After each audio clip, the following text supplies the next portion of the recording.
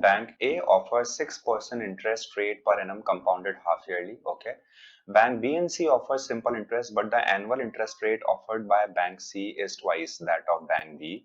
Raju invests a certain amount in Bank B for a certain period. Okay.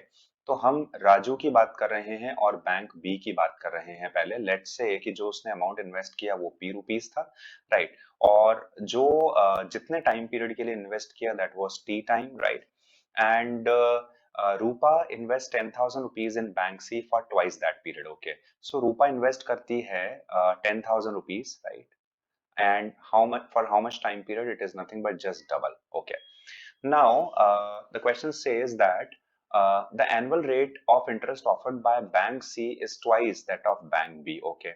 तो यहाँ जो rate of interest मिल रहा है अगर वो R% है तो यहाँ पे कितना मिलेगा this is nothing but double so B और सी का सिंपल इंटरेस्ट पे है राइट और annual rate of interest offered by C is twice of that of bank B Raju ने इन्वेस्ट किया है बी में राइट तो राजू का जो इंटरेस्ट बनना चाहिए राइट वो बनना चाहिए R% sum R% right of your P and ये कितने समय की बात हो रही है टी टी टाइम के लिए बात हो रही है so this is nothing but the interest of Raju the question says that the interest that would accrue to Raju during that period is equal to the interest that would have accrued had he invested the same amount. तो यानी उसने पूरा amount invest किया होता bank ए में एक साल के लिए तो बैंक ए में अगर एक साल के लिए इन्वेस्ट किया होता तो उसको कितना इंटरेस्ट मिलता सो अगर आप ध्यान से देखेंगे 6% जो है वो पर एनम हाफ ईयरली है यानी हम दो सक्सेसिव इंक्रीमेंट करवाएंगे 3-3% के तो ये बन जाता है a plus B plus A B by 100 this is nothing but 6.09%.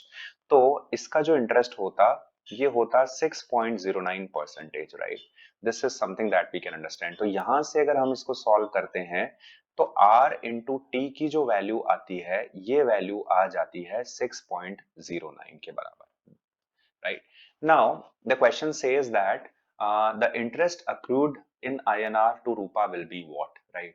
तो रूपा का इंटरेस्ट कैलकुलेट करना है तो उसकी प्रिंसिपल वैल्यू है 10,000 right rate of interest is 2R% right and time period is just double which is 2T तो यहां से R इंटू टी की जगह हम 6.09 रख देंगे और इसको सिंप्लीफाई कर लेंगे so this is your 100 into 4 into 6.09 यानी 609 का 4 टाइम्स हमें करना है तो this becomes 9 4s are 36 6 4s are 24 2436 which is your first option